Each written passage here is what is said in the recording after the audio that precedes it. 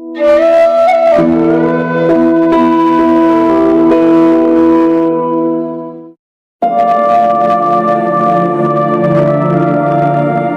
की जिंदगी में जो एक चीज हमें सबसे ज्यादा परेशान करती है वो है गुस्सा, जो किसी भी बात पर आ जाता है।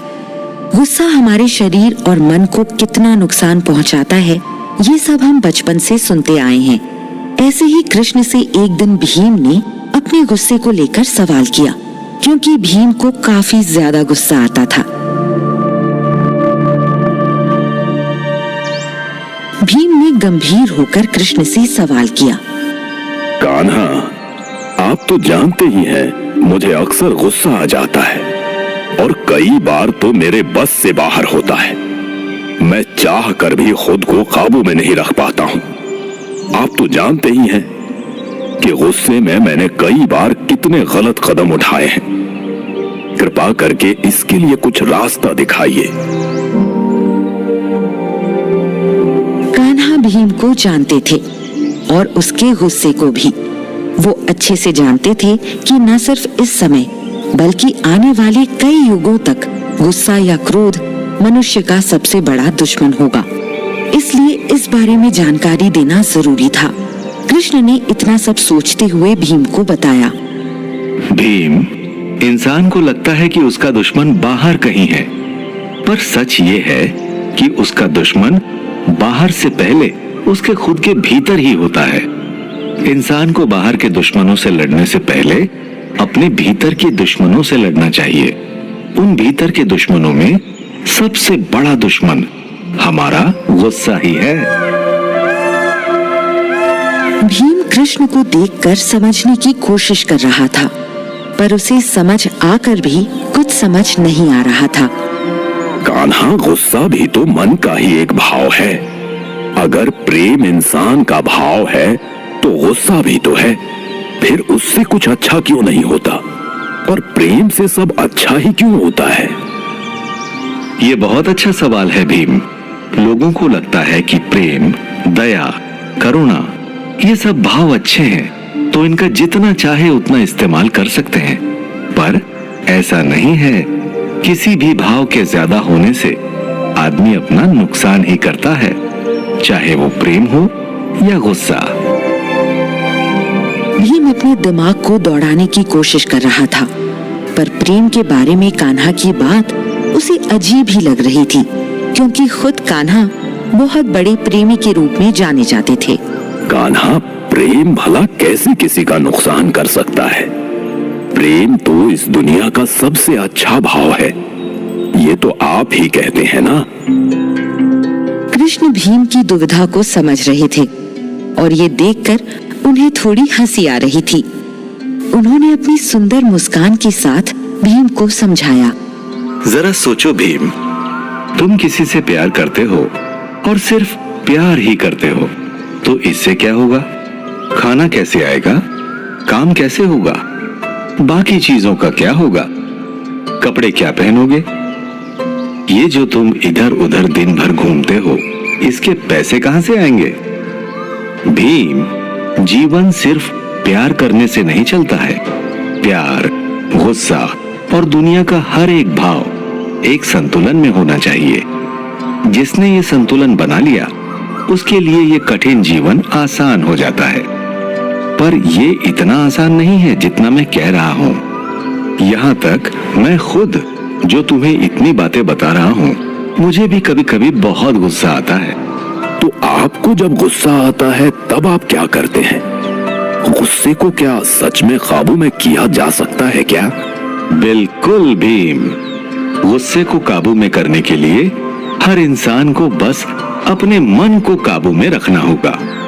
और अपने गुस्से को समझने के लिए सबसे पहले ये समझना होगा कि हमें किन बातों से गुस्सा आता है, किस समय गुस्सा आता है, और गुस्सा आते ही हम सबसे पहले क्या करने की कोशिश करते हैं। इन सब बातों को सोचते ही पहले तो तुम्हें यह समझ में आ जाएगा कि कई बार हम कितनी बेतुकी बातों पर गुस्सा होते हैं, या फिर कई बार बड़ी लड़ाई कर बैठते हैं। सबसे पहले इन वजहों का पता लगाना होगा। कान्हा, आप कैसी बातें करते हैं? भला कोई गुस्सा करते हुए ये सोचेगा कि मुझे गुस्सा किस वजह से आ रहा है? वो तो सीधे गुस्सा करेगा ना। कृष्ण ने एक बहुत सुंदर मुस्कान भीम को दी। सही कह रहे हो भीम जी, पर अपने ऊपर काम करने वाले इंसान और बस यूं ही जीवन जीने वाले इंसान में यही तो फर्क होता है। जिसे ये अपना जन्म सुधारना है और अपने गुस्से पर काबू पाना है, वो सबसे पहले हर वक्त सजग रहना शुरू करेगा। इस बात पर सजग रहना कि किस घटना से हमारे भीतर कौन से भाव पैदा हो रहे हैं, ये करना बहुत अभ्यास का काम है। पर जब हम इसे करने लगते हैं तो 2 ही दिन में इसका असर दिखने लगता है। उस अभ्यास में हम ऐसा क्या कर सकते हैं जिससे हम अपने गुस्से को अपने काबू में कर सकें? पिछली कई सदियों से आदमी अपनी सांसों को काबू में रखकर सब कुछ कर लेता रहा है। हर भाव का संबंध हमारी सांसों से जुड़ा है। तुम देखते होगे कि जब हमें गुस्सा आता है तो हमारी सांसें कितनी तेज हो जाती हैं और एक किस्म की बेचैनी हमारे शरीर में होती है। इसलिए जरूरी यही है कि हम रोज कुछ समय अपनी सांसों को काबू में करने का अभ्यास करें। योग या फिर प्राणायाम करना गुस्से को शांत करने का सबसे अच्छा तरीका है। तुम देखोगे कि जितने भी साधु हैं जो हमेशा ध्यान करते हैं, या फिर वो सभी लोग जो दिन के कुछ घंटे ध्यान लगाते हैं, उन्हें बाकी लोगों की तुलना में कम गुस्सा आता है। उन लोगों का असल में अपनी सांसों पर काबू है। जिसका सांसों पर काबू हो गया, उसका बाकी सब पर भी काबू हो जाता है। कृष्ण ने लगभग सब कुछ जैसे भीम को समझा दिया था, पर भीम को अभी भी बहुत कुछ जानना था। वो अपनी सोच विचार से एक पल में बाहर आया और सवाल किया। ये सब तो ठीक है कान्हा, पर अगर किसी ने हमारी इच्छा के हिसाब से काम न किया हो और उससे हमें गुस्सा आए, तब क्या करें? कई बार लोग ऐसी गलतियां कर देते हैं कि दिमाग खराब हो जाता है और गुस्सा आना लाजमी हो जाता है। इसके लिए क्या तरीका है कान्हा? किसी भी गलती के लिए उस पर चिल्लाना या गुस्सा करना सबसे आसान है, बल्कि उसे माफ करना या फिर उसे समझाना बहुत मुश्किल। हर आदमी गलती पर सिर्फ डांटता है, समझाता कोई नहीं। जो गुरु अपने शिष्य को उसकी गलती पर डांटता नहीं बल्कि समझाता है, वो शिष्य बहुत समझदार होता है। जबकि डांटने वाले गुरुओं के बच्चों का आत्मविश्वास कम हो जाता है और वो कुछ नहीं कर पाते। इसलिए लोगों को माफ करना सीखना चाहिए। पति, पत्नी, बच्चे या फिर किसी भी रिश्ते में गुस्सा कभी रिश्ते बनाता नहीं है, बस तोड़ता है। जो माँ बाप हमेशा बच्चों पर गुस्सा करते हैं, वो बच्चे अपने माँ बाप से सच बोलना बंद कर देते हैं। अगर शांति से, समझदारी से बात की जाए तो हर बात आसान है।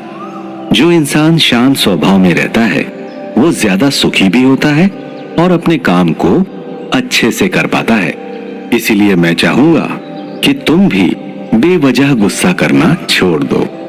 कान्हा, ये बात इतनी आसानी से कोई पहले समझा देता तो मैं अपनी इतनी शक्ति गुस्से पर कभी बर्बाद नहीं करता। बस कान्हा, एक आखिरी बात, एकदम से आए गुस्से को कैसे रोकें? जैसे ही गुस्सा आए, तुरंत अपनी सांसों पर ध्यान दो। सांसें तेज चल रही हो तो उन्हें सामान्य करो और फिर समस्या के बारे में सोचो जिसके लिए तुम्हें गुस्सा आ रहा था।